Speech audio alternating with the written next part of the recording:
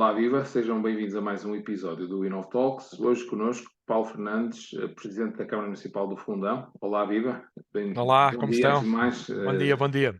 obrigado por ter aceito o meu convite, no fundo, para falarmos aqui um pouquinho sobre aquilo que é também a inovação territorial, ou seja, hoje vamos falar sobretudo da inovação em matéria de desenvolvimento económico local.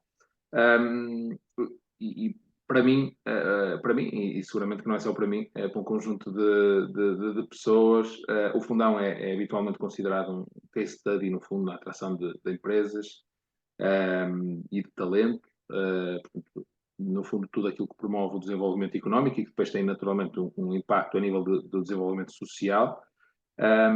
Sabendo que é um caso peculiar, precisamente também por estar, eu creio que está mais ou menos à mesma distância do Porto e de Lisboa, não é? 270, É, 280 quilómetros, não é? é 2 horas e pico de cada uma. Portanto, é claramente um conselho que representa bem a interioridade e, portanto, imagino que por força dessas circunstâncias tem um conjunto de desafios adicionais face a outros municípios que estão mais no litoral e, portanto, têm estes mesmos desafios do ponto de vista de desenvolvimento económico, mas imagino que aí o desafio seja maior para o conseguir.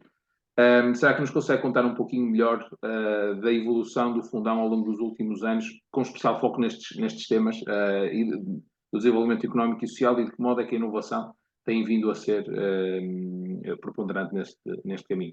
Ok, muito obrigado. Obrigado por eu poder ter esta possibilidade aqui de partilhar e termos aqui uma conversa que são sempre muito importantes e nunca são demais relativamente à área da inovação. Nós sabemos que o nosso país, de uma forma geral, tem ainda problemas na democratização no acesso à inovação e na inovação enquanto, vamos chamar, modelo transversal de todo o conjunto das políticas públicas que possam, obviamente, criar mais valor económico, mas também valor social e até valor público, porque eu sou daqueles que considera que as políticas públicas, sobretudo as políticas públicas locais, são sempre uma excelente oportunidade para desenvolver um pouco a ideia, a filosofia do projeto piloto e podermos, obviamente, ser dos grandes protagonistas da transformação concreta do país. Não só mudar isto ou aquilo, mas transformar é sempre, digamos, o objetivo mais central num país que tem grandes desafios ligados a assimetrias, ligadas à coesão social e territorial, à equidade no acesso de forma muito justa àquilo que é o elevador social, etc, etc. Bom,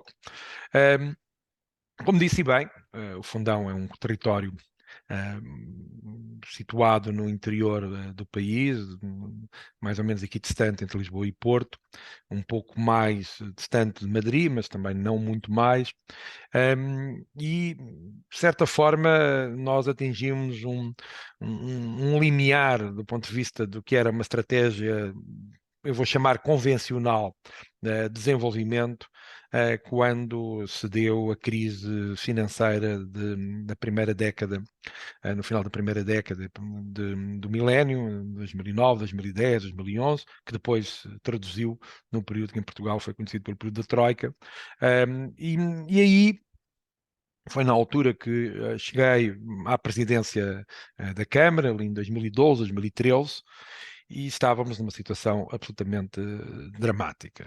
Estávamos com uma taxa de desemprego muito mais alta do que já a altíssima taxa que o país tinha. Aqui a Cova da Beira, Fundão, Covilhã, Belmonte, chegou a aproximar-se várias vezes dos 20% de taxa de desemprego e, sobretudo, no Fundão, em termos concretos, um território muito focado na atividade agrícola, na indústria, muito na indústria tradicional ainda das confecções, a construção civil como algo que dava sempre algum suporte à economia local, e alguma agroindústria e algum turismo, ou seja, nós tínhamos de facto pouca diversidade de atividade económica, o valor criado nessa atividade económica, salvo honrosas exceções, era de facto fraco, e a tecnologia, ou seja, as questões mais ligadas à inovação tecnológica, os fatores, digamos, aceleradores da criação de valor e também de resiliência, se quisermos, à adaptação a um mundo que não para, eram vistos ainda muito à distância, como algo, quase como pequenas miragens relativamente àquilo que poderia e devia ser a integração de massa crítica no nosso contexto produtivo, social, etc. Para além disso, nós não, somos a terceira cidade do distrito. As terceiras cidades dos distritos, geralmente as primeiras duas competem, a terceira, entre aspas, fica com as sobras, e as sobras geralmente são poucas, porque as primeiras, geralmente duas cidades do distrito, ficam com os serviços públicos e com as funções urbanas de maior nível e pouco sobra. Não temos ensino superior, administrativamente, no nosso território fundanense, e de facto a situação era mesmo muitíssimo delicada. Ora, eu aí achei que devia mudar completamente a agulha. Devia assumir que os paradigmas do poder local tão relevantes nos anos 80, 90, mesmo na primeira década do milénio, do segundo milénio, relativamente à questão das infraestruturas, sobretudo infraestruturas de natureza mais básica. Não é que esteja totalmente ultrapassado, claro que não, isso seria até um absurdo dizer, mas não chega. Não chega do ponto de vista de desenvolvimento do país. E avancei com um plano de inovação municipal, ou seja, a nossa estratégia o nosso plano estratégico era um plano logo de inovação, bom, mais assumido àquilo que íamos é difícil, e que tínhamos que sair da nossa zona de conforto, desde logo as lideranças, começando pela minha liderança e de toda a minha equipa, mas também os atores centrais do meu conceito tinham que sair da sua zona de conforto, nomeadamente na procura de novos mercados. O mercado interno, nesse tempo, estava, como sabem, de rastos, por isso era preciso internacionalizar, mas também era preciso olhar para algo que poucas vezes transformamos em valor efetivo, que é aquela máxima que muitas vezes dizemos e que tem alguma razão, e se calhar hoje em dia até mais razão e sobretudo melhor percepção tem de uma forma generalizada dos nossos concidadãos em Portugal, que é no interior do país o binómio custo-qualidade de vida é muito bom. Agora, tínhamos era que transformar isso efetivamente em valor, na atração da atividade económica, da atração de talento, da atração de pessoas, na atração de conhecimento mais intensivo e mais aplicado, na atração de capital, fundamental para que as coisas possam de facto acontecer. E foi aí que nós nos focámos, ou seja, olhando para esse binómio do custo-qualidade de vida, que hoje se traduziu e declinou para coisas que toda a gente hoje fala na perspectiva dos ecossistemas de inovação, como pode ser o living, o co-living, essas questões hoje que entraram, a ideia do passar dos ecossistemas para a filosofia dos hubs, seja, coisas que hoje estão completamente na nossa agenda. Há uma década atrás, não era assim, muito menos, diria, nos municípios mais do interior do país, e acredito que fomos um bocadinho pioneiros, não quero parecer arrogante, mas devemos ter sido provavelmente dos primeiros a ter um pensamento estruturado sobre isso e, sobretudo, determinar que essa era a primeira linha de intervenção. É que essa também é uma das questões que eu gostava daqui de referir, é que não é possível pensar que se vai para uma agenda de inovação como uma segunda ou terceira ou quarta linha, porque fica bem num apêndice, porque de alguma forma completa ou complementa um programa político, ter lá a palavra inovação aparecer 2 ou 3 vezes associada à parte, ou seja, social, seja económica, seja tecnológica, seja o que for. Não, tem que ser uma questão de primeira linha de intervenção em termos de política pública e assim fomos, e ao longo da nossa conversa vamos provavelmente aqui partilhar algum desses resultados, também algumas das dificuldades que fomos ultrapassando e explicar onde chegámos ao dia de hoje. Certo. Por falar em inovação, vocês são provavelmente dos poucos municípios que têm um pelouro específico para precisamente a promoção do investimento e inovação. Que creio é até um pelouro seu, se não estou em erro. Sim, é um pelouro que tenho desde o início como presidente, mas nós fomos mais longe do que um pelouro. Nós seremos também um dos poucos municípios que tem já, em termos orgânicos, uma divisão de inovação e de investimento, mas que a palavra inovação aparece, ou seja, uma divisão de inovação. Ela chama-se inovação, divisão de inovação e de investimento, o que representa também uma cultura organizacional que hoje já tem nas suas orgânicas, estruturalmente integrado naquilo que é as suas equipas, aquilo que é o fomento e o desenvolvimento da área de inovação nas diferentes áreas de política municipal. Certo. Ou seja, que no fundo é um órgão que atua de forma interna, transversalmente, depois a diferentes áreas, tentando promover que essas diferentes áreas, não é? Outros pelouros, inclusive, ou Sim, departamentos ou divisões, possam aos poucos integrar um bocadinho sem dúvida. este conceito de inovação. É essa a ideia, não é? É essa a ideia mesmo. Ok. Do ponto de vista económico, eu recordo-me que há alguns anos, eu creio que foi logo portanto, tenho ideia que foi em 2014, vocês captaram uma empresa que é uma referência, do ponto de vista até internacional, que é a Altran, que entretanto eu creio que tem aqui um branding diferente.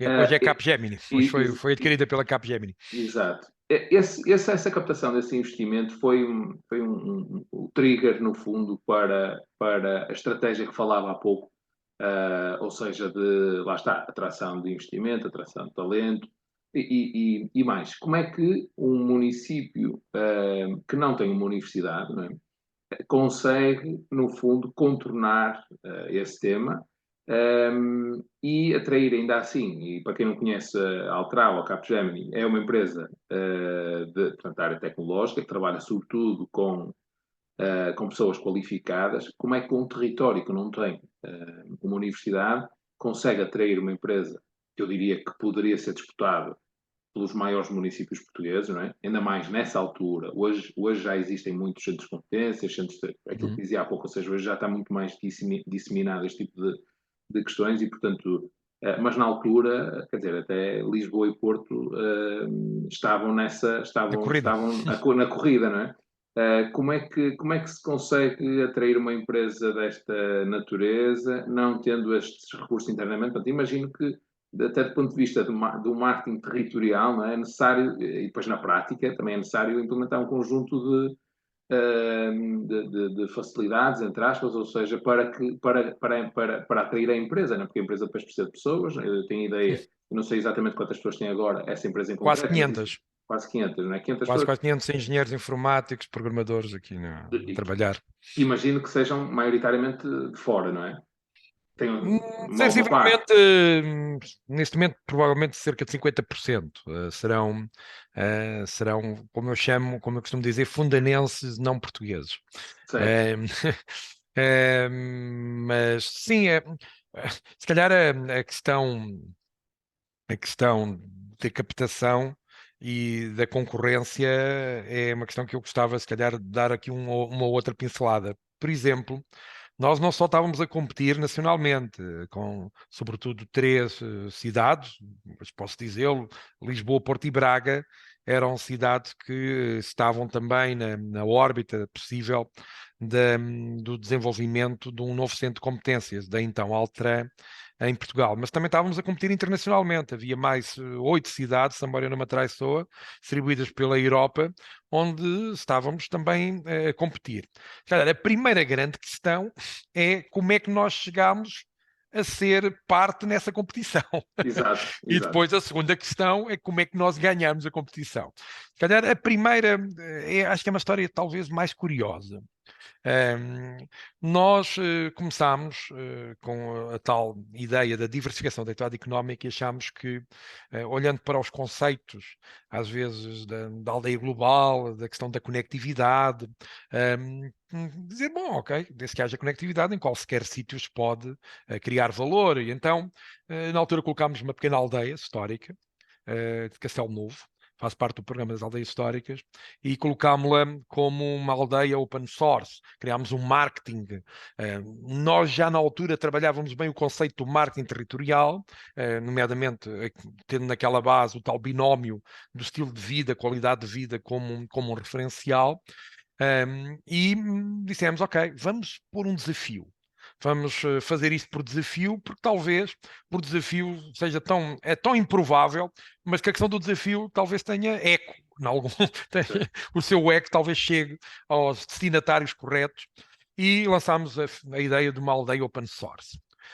Uma aldeia que fica no coração de uma serra, da Serra da Guardunha, que tem um contexto patrimonial, histórico, como referi, mas que obviamente não tinha qualquer contexto, diga-se de passagem, como não tinha na altura o Conselho do Fundão, qualquer contexto na área do IT, das tecnologias de informação, nem nada que se parecesse. Lançámos isso, dissemos coisas hoje que até são risíveis, mas que na altura nos pareciam bem posicionadas, que era Nova Iorque já não é o que era, Singapura está uma seca, se queres mesmo um desafio de programação, vem programar para uma aldeia no meio de uma serra, e nós criamos um programa de acolhimento em que financiamos os primeiros meses, etc, etc. O programa já tinha algumas peças, mas veja, era completamente quase ridículo quando pensamos com tempo darmos digamos, essa quase loucura de nos compararmos com sítios completamente diferentes, obviamente com uma enorme massa crítica, sítios globais, não é? Cidades do mundo, e nós comparar isto com uma aldeiazinha, mas era exatamente o choque. O que nós queríamos era dizer, não, hoje programar, hoje desenvolveres o teu trabalho como freelancer, porque é que tens que estar numa grande cidade? Porque é que não, o desafio é isto. Isto sim é desafio. Ainda não utilizámos a expressão nómadas digitais, que hoje está muito mais na ordem do dia, mas na prática era para aí que nós estávamos a posicionar. E tivemos 0 respostas, ou seja, um insucesso total. Isso para dizer que, às vezes, as melhores políticas, às vezes, começam com questões que não correm logo bem, correm bem à primeira, e percebemos que isto é ainda muito à frente. E começámos a posicionar a cidade, começámos a pensar 100 vezes numa vila, numa aldeia, peço desculpa, muito pequenina, com 100 e picas pessoas. Então, e se fosse a cidade? E se fosse o centro histórico da cidade? Ou seja, se a cidade se posicionasse como um hub, como é que isto podia funcionar? E estávamos nisto, e provavelmente a questão também dessa comunicação da Singapura e Nova Iorque foi lida e provavelmente com um bom humor por muita gente, e há um contacto a partir da estrutura da Altran Portugal. Basicamente dizer, não ouvimos falar de vocês. Eu disse, puxa, já estamos tramados, já se vêm a rir de nós, ouviram falar da do nosso spot ligado a Singapura, estou tramado com isso. E o que aconteceu é que, na prática, eles disseram, você, naquele vosso programa que está a delinear, pode-nos explicar, para ver se nós entendemos. E eu lá expliquei, nós estamos a criar um hub na cidade, onde temos alojamento, onde vamos criar uma bolsa de casas para atrair mão de obra altamente especializada, porque, como é óbvio, nós não tínhamos os engenheiros e os programadores aqui no nosso mercado local. Mesmo a Universidade Beira Interior, o Politécnico de Castelo Branco e da Guarda, que são os mais próximos, tínhamos. Na altura, todos juntos provavelmente não produziriam mais de 60, 70 engenheiros por ano nestas áreas. Hoje, obviamente, são mais, mas na altura duvido que atingissem números muito superiores aos que eu estou a referir.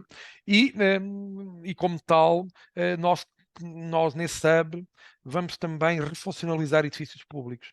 Os projetos da regeneração urbana nossos, no Polo Centro Histórico, é verdadeiramente regeneração. Regenerar é também refuncionalizar, é atrair novas funções, é acabar com esta ideia um bocadinho de saloia, um bocadinho das cidades gigantes do mundo que não aprendemos nas escolas do planeamento e do ordenamento e que hoje ainda têm por aí escola, que é que as cidades, que é cidades às cores, muito segmentadas. Serviço é naquele sítio, turismo é naquele sítio, a indústria é naquele sítio. Inovação e centros de inovação e centros de competências é naquele sítio, ou seja, a cidade às cores, e é muito bonito e dá plantas e cartogramas talvez muito simpáticos, muito arco-íris, mas eu gosto mais das cores misturadas, eu gosto mais que as cores se misturem e a ver o que é que aquilo dá.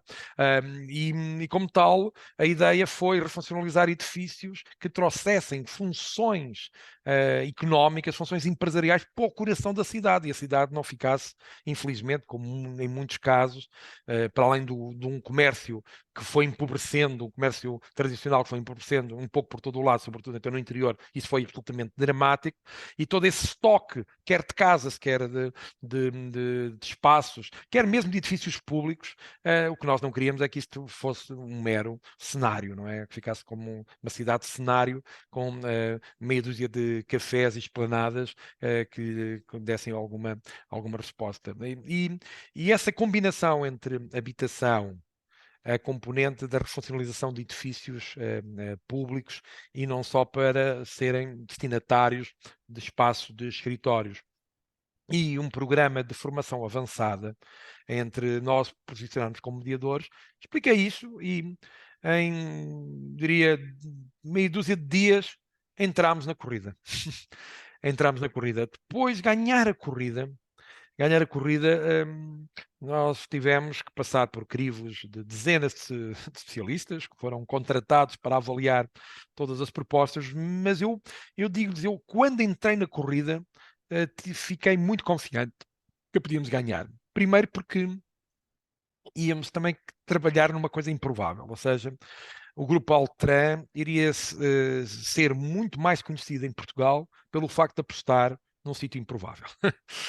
Segundo, a nossa proposta de valor era muitíssimo boa e completamente fora da caixa relativamente ao que na altura se colocava em termos de atração da empresa, e não era só em Portugal que se colocava assim, que é basicamente tens um terreno ou um edifício e as melhores condições que posso dar é valores de metro quadrado, período de carência, porque o resto do ecossistema, pronto, é a cidade que o dá, o sistema científico, vocês já falam com ele e pronto, e cá vos esperamos. Basicamente, esse era o modelo tradicional. Nós focávamos o nosso modelo no talento. Nós dizíamos, mais importante do que a vossa empresa vir para cá é como é que nós podemos ser super competitivos na atração e manutenção da atração do talento. Eu até gosto de utilizar a atração permanentemente.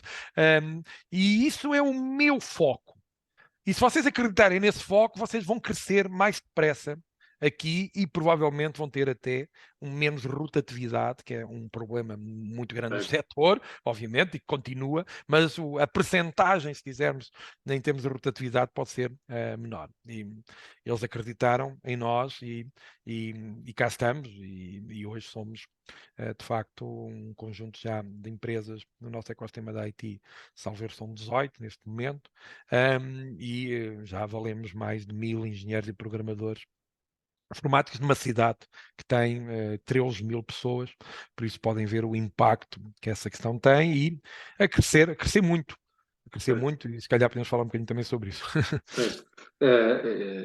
Antes de lá irmos, fazer só uma outra questão. Ou seja, no fundo, quer dizer, vocês prepararam, vocês tinham uma estratégia vocês tinham uma estratégia para, quando apresentaram esta proposta à Altera, vocês tinham uma estratégia em várias dimensões, não é? Sim, Na dimensão, como já multidimensional, muito holística, até se quiser. Sim, sim. e um conjunto de temas que era como dizia há pouco, hoje em 2023 são temas, mas imagino que há Não 10 eram, anos não não eram, eram não é? tanto. Muito E já fala... menos do ponto de vista daquilo que era a forma tradicional de procurarmos atrair as empresas. Eram Certo, tudo muito fatores físicos, não é? De capital fixo, não é? Não tanto as componentes mais intangíveis, não certo, tanto as componentes mais orientadas para os colaboradores. certo.